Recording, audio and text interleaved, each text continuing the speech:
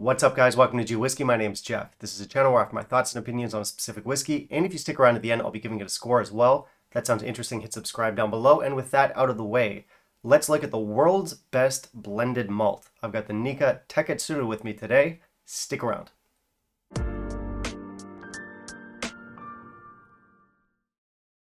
Okay, so we're carrying on talking about the World Whiskies Awards today, which is not actually a theme that I'm doing on the channel, but it just so happened that I did have a couple of the winners here on my shelf, and I thought, you gotta use that, man. You gotta capitalize on that. That's perfect for clickbait.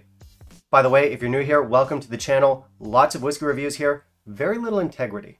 Anyway, last week I reviewed the winner of the world's best single malt, and it turns out that the best single malt in the world is an entry-level Israeli whiskey called Milk and Honey. And who knew? Not me. No, I didn't know that. And today I want to move on to another winner. Today we're going to be talking about the world's best blended malt. And according to the World Whiskies Awards, the best blended malt in the world is this one right here. This is the Nikka Taketsuru, and it's probably the most famous blended malt out of Japan. Now, Nikka also has their From the Barrel release. You have the Suntory Hibiki releases. Those are arguably more famous, but they also incorporate grain whiskeys into the blends, which means they don't fit the definition of blended malt or what's called pure malt here. So for a blended malt, this is the big one. Back in the day, the Taketsuru line used to have a bunch of age statements. They had a 12-year-old, they had a 17-year-old, they had a 21-year-old, and I think they had some older fancier ones as well. Personally, I've had the 12, the 17, I never tried the 21. When they phased out the 12, they also brought in a no age stated Taketsuru. That was this one's predecessor. I've tried that one as well. And it's funny, I remember I once bought the now very expensive and discontinued 17-year-old for less than I paid for this bottle. So that's depressing. But yeah, I've always enjoyed their releases, so I do have a certain amount of faith in the brand. The last time I tried one, I think it was the 17, so, you know, it was a much older whiskey and it was years ago. Not very helpful. Anyway, this one does meet the criteria of being 100% Japanese whiskey. It was distilled, matured, and bottled in Japan. We have a blend of single malts from the Miyagikyo and Yoichi distilleries in here. No age stated, not too much details on production, although we do know that there is some peated distillate as well as some sherry casks in the mix. And that's about all we know as far as the awards are concerned. Personally, I don't put too much stock in a lot of these awards, especially the ones that are fully dependent on corporate funding. You know, the Milk and Honey thing, it was a decent whiskey. It was a solid whiskey. Baffling choice for world's best single malt. And just like the Milk and Honey, I'm going to stick the award thing in the thumbnail as clickbait, but I'm not going to dwell on it too much throughout the video because I just want to look at this whiskey for what it is. Once again, in my defense, I did warn you, no integrity here. Anyway, whether this deserves the title of world's best blended malt or not, let's check out the whiskey. I do actually have the two component whiskeys here as well. I have the Miyagikyo, I have the Yoichi. I'm not going to compare them in today's video, but you can let me know down below in the comments if you want to see like a Nikka side-by-side at some point. For today, we're just going to focus on this one, so let's jump into it. In the meantime, if you'll kindly leave a like down below, that'd be greatly appreciated.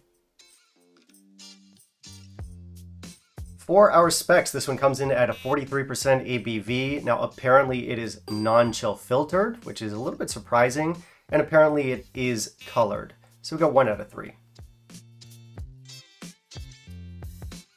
In terms of presentation, I think we've got a great look here. I think the label is very stylish. We have a sturdy plastic twist-off cap. We have the kanji, we have the English, we have the Taketsuru signature. From an aesthetic point of view, I really like this. I'm going to give it 4 out of 5. Unfortunately, we don't have very much details about the production here. It doesn't say anything about color or chill filtration, anything like that. It doesn't even say what the component whiskeys are. And we know, I mean, it's common knowledge that it's Yoichi and Miyagikyo. It doesn't even say that. We have a blurb on the back that talks about this guy Taketsuru, but again, no details about the actual whiskey. So information is not great. On the nose, this one gives us a very nice character. It's a gentle mix of fruit and peat and florals. We do have a little bit of youth in here. We get fruit like red apples, pineapple, fresh pears. There's some soft vanilla in here. We have salted butter on toast. We even get a tiny hint of something that's almost like balsamic vinegar in a good way. To me, this leans much more Miyagikyo than it does Yoichi. The palate and finish give us a light texture. It comes on very gently. We get a soft woodiness with loads of florals. There's also cinnamon, caramel, malt, honey, vanilla. We also have a kind of unique herbal note in here. It's almost like a sweet ginseng. And then we have that tiniest hint of peat. Our finish is short with lingering apple and pepper. Yeah, so this is pretty good. The last time I had the other no age stated release was back when it first came out. I think that was around like 2015. So I'm just going off of memory as a comparison. I don't really trust that. I did have the 17 a little bit more recently, and obviously I much prefer the 17, but of course I did. That's not fair. But on its own, as a blended malt, I do think it's pretty good. The issue is that this is not that cheap. In fact, it's a little bit pricey for a no age stated blended malt. So for what it is, for that price, I do want a little bit more heft. So I think I'm gonna have to hit the button. Blah, blah, blah, should be craft presented, blah, blah, blah, 43% too low, blah, blah, blah, me want 46. Now, as far as flavors go, it tastes great. Is it blended out? Is it too generic?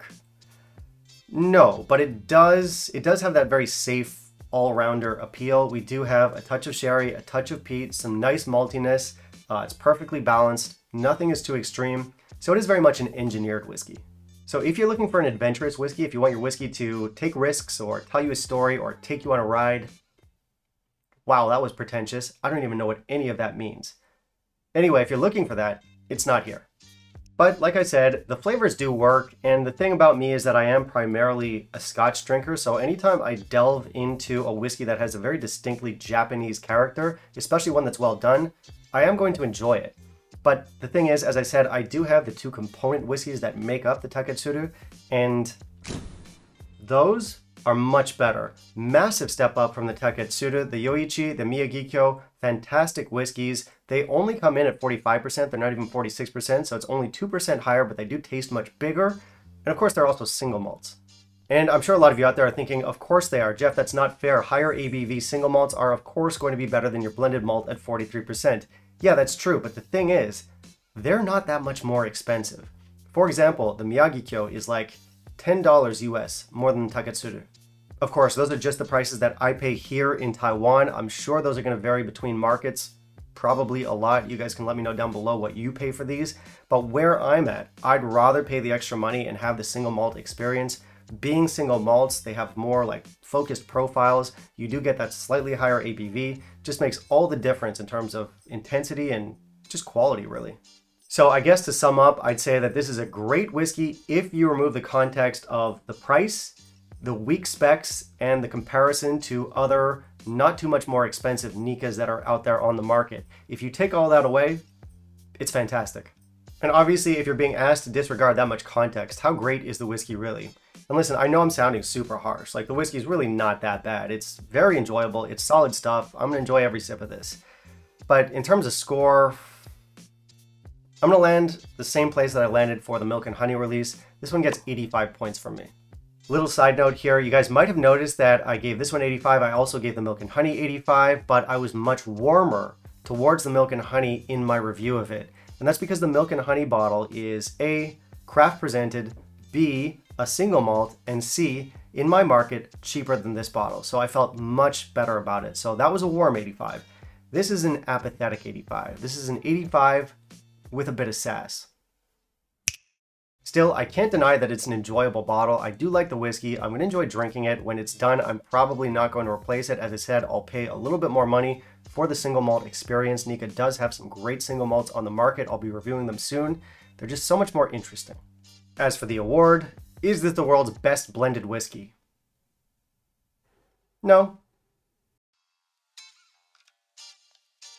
So Japanese whiskey, it seems like the prices fluctuate a lot depending on where you are in the world.